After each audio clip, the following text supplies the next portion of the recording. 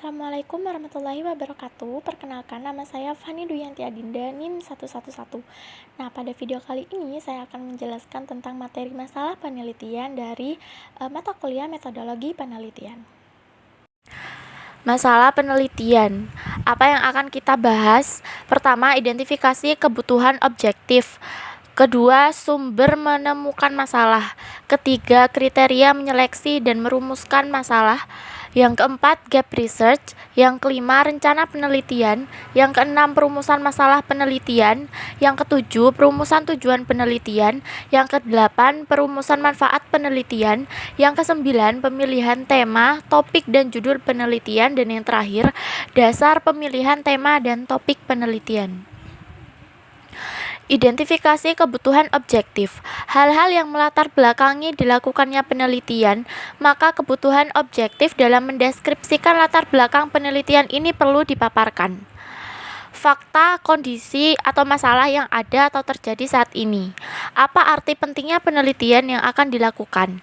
Bagaimana kaitannya dengan tuntutan kebutuhan saat ini dan tuntutan perkembangan di masa yang akan datang. Lalu hal-hal strategis yang akan dicapai berkaitan dengan dilakukannya penelitian tersebut. Selanjutnya, apa itu masalah penelitian? Masalah penelitian adalah adanya jarak antara sesuatu yang ideal dengan yang terjadi atau berlainannya apa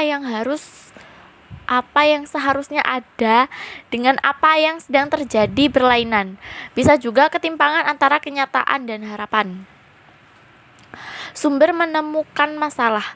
Sumber penemuan masalah. Yang pertama, literatur yang dipublikasikan. Buku teks, jurnal atau teks database.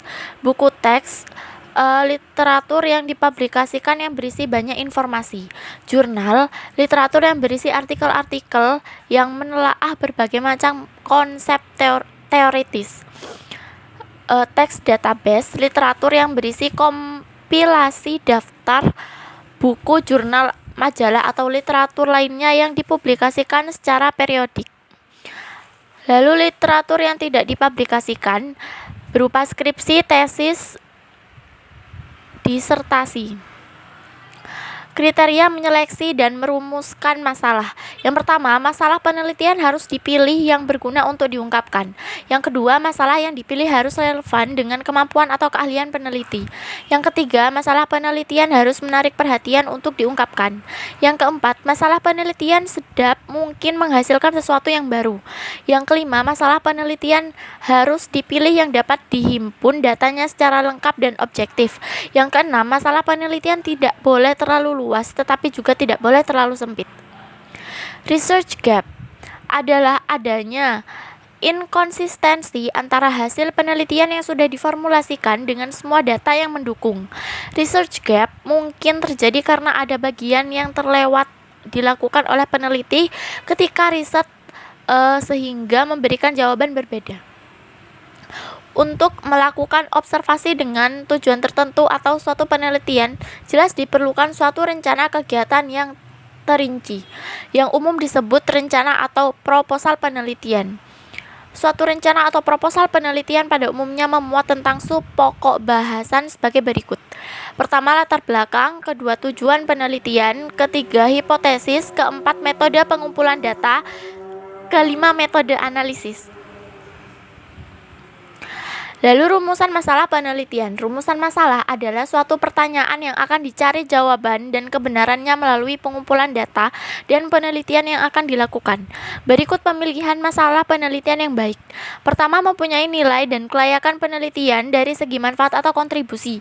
Yang kedua, visible atau dapat dipecahkan atau konkret, di mana ada data dan metode pemecahannya. Yang ketiga, menarik bagi peneliti yang didukung kemampuan keilmuan. Yang keempat, spesifik mengenai bidang tertentu atau jelas ruang lingkup pembahasannya. Yang terakhir, berguna untuk mengembangkan suatu teori. Perumusan tujuan penelitian. Yang pertama, tujuan penelitian yaitu untuk menjelaskan tujuan akhir yang akan dicapai oleh peneliti setelah penelitian selesai dilakukan. Yang kedua, untuk memberikan gambaran yang tegas tentang sasaran dan ruang lingkup penelitian. Kemudian teknik merumuskan tujuan penelitian ada dua. Yang pertama singkat dan spesifik, yang kedua diarahkan untuk menjawab permasalahan yang telah dirumuskan. Perumusan manfaat penelitian. Manfaat penelitian untuk menjelaskan manfaat atau kontribusi yang akan diperoleh dari hasil penelitian dan siapa pihak yang akan mendapatkan manfaat tersebut. Lalu teknik merumuskan manfaat penelitian. Disebutkan secara detail siapa saja yang mendapatkan manfaat dan apa manfaat yang dapat diperoleh dari hasil penelitian.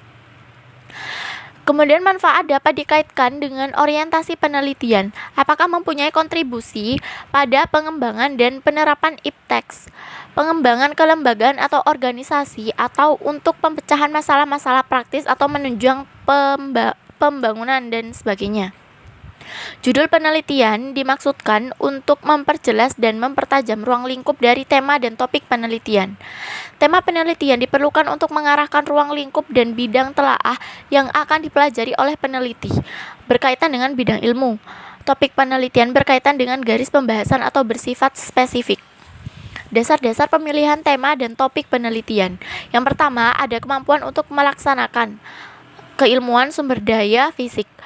Yang kedua, data dapat diamati atau termasuk tersedianya alat pengumpulan data.